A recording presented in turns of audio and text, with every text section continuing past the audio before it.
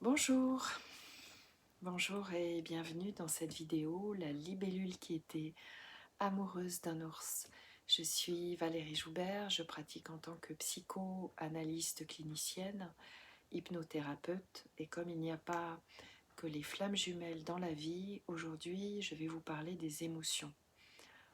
Alors, pourquoi les émotions? Parce que les émotions, c'est un sujet qui est très souvent abordé en séance, parce que nous vivons dans un monde de conditionnement, de croyances, et que les émotions, la plupart du temps, quand elles sont positives, quand elles sont bénéfiques, on en veut bien, mais quand elles sont négatives, on n'en veut pas. Alors, dans ce monde, vous avez remarqué, il faut être fort. Le plus fort, c'est celui qui s'en sort. C'est ce que les enfants apprennent à l'école. Donc, par rapport aux émotions, on veut bien les émotions quand elles sont bonnes. On veut bien la joie, la légèreté, le plaisir, mais dès que ces émotions deviennent négatives, entre guillemets, là, il n'y a plus personne. C'est-à-dire que nous les mettons dans un tiroir. Nous en faisons abstraction. En gros, c'est ce qu'on appelle le refoulement. On ne nous a pas appris, dans toutes les croyances qu'on nous a données, dans tous ces conditionnements, on ne nous a pas appris à accepter et à accueillir nos émotions comme étant quelque chose de normal. C'est un processus normal. En vérité, les émotions ne sont ni bonnes ni mauvaises, elles sont. Et la plupart du temps, nous en sommes coupés. La peur de nos émotions indique vraiment à quel point nous sommes étrangers à nous-mêmes. Je sais bien que personne n'est assez maso pour se dire waouh, oh, je suis triste, je vais m'expérimenter, ou super, je suis angoissée, tiens, je vais accepter mon émotion d'angoisse. Non, effectivement, ça se passe pas comme ça, je vous l'accorde. Parce que aller ressentir son impuissance, sa vulnérabilité, demande vraiment beaucoup de maturité, beaucoup de courage. Et la plupart du temps, nous évoluons dans la douleur, pas dans la douceur. Les émotions nous parlent de nous, oui. Elles sont le merveilleux moyen qu'a trouvé notre corps pour nous faire revenir à nous-mêmes, pour s'ouvrir à ce que l'on peut ressentir. J'en prends pour exemple les petits-enfants. Les petits-enfants, quand on les laisse pleurer, ben, vous avez remarqué 2 minutes après, ils rigolent. Ça, c'est les petits-enfants. Tout le système de l'enfant reprend de la légèreté. Et nous, en tant qu'adultes, qu'est-ce qu'on fait? On les met de côté. Et dans le temps, les émotions se transforment en angoisse, elles se transforment en phobie, elles peuvent se transformer en troubles du sommeil, en maladie même.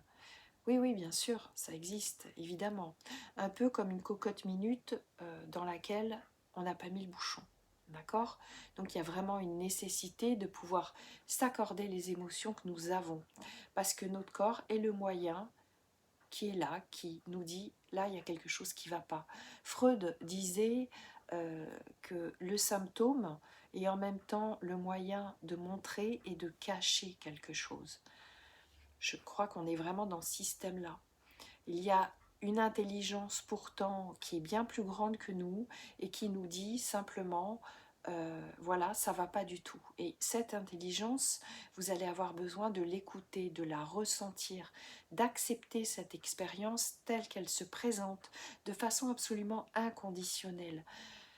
Au lieu de mettre la peur ou l'angoisse de côté, je vais vous inviter à la vivre, à la ressentir pleinement, parce que c'est un espace en vous qui souffre. C'est un espace qui vous appelle, qui a besoin d'être guéri.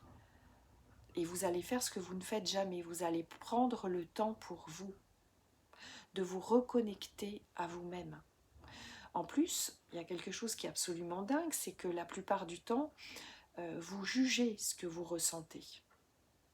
Alors, vous allez mettre un peu ce jugement de côté, parce qu'on souffre quand on est séparé. Et là, a priori, on est séparé de soi.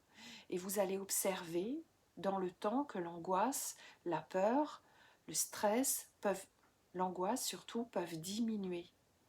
Et ce que vous rencontrez à ce moment-là est un cadeau qui, selon moi, est précieux. Pourquoi? Parce que c'est le cadeau de votre vulnérabilité. Or, dans ce monde de dualité, la vulnérabilité existe parce que la force existe. Donc, si vous n'accueillez pas votre vulnérabilité, votre fragilité, tout simplement, vous ne pourrez pas accueillir votre puissance et votre force. L'un ne va pas sans l'autre.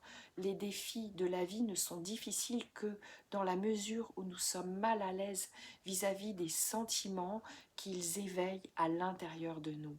Imaginez que vous vous réveillez triste un matin et que cette tristesse, vous la mettez de côté comme d'habitude, et là, vous allez prendre le temps de l'accueillir.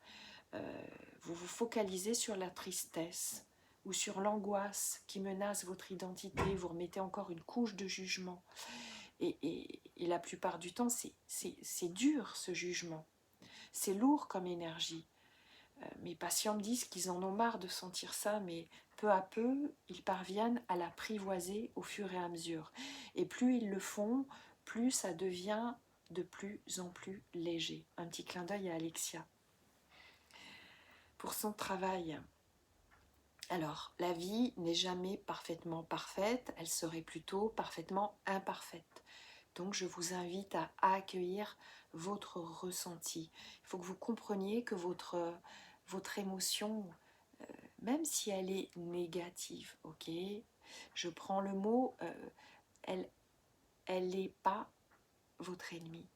Imaginez-la comme une part de vous qui a besoin d'être réconfortée, comme si un petit enfant venait vers vous et qui vous dise j'ai mal, vous le prendriez dans vos bras, vous ne le laisseriez pas de côté, ce petit enfant.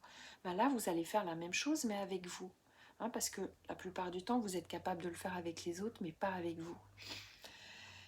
Donc, en faisant ça, vous remarquez que le sentiment de peur ou d'angoisse, peu à peu, s'apaise. Et là, c'est gagné. Et c'est quelque chose que vous avez besoin de faire dans le temps. Voilà, c'était une petite capsule très courte. J'espère qu'elle va pouvoir vraiment vous apporter. Et je vous prépare une petite audio en hypnose sur les émotions, justement, pour commencer à pouvoir être à l'aise avec. À bientôt. Namasté. Courage, courage, courage.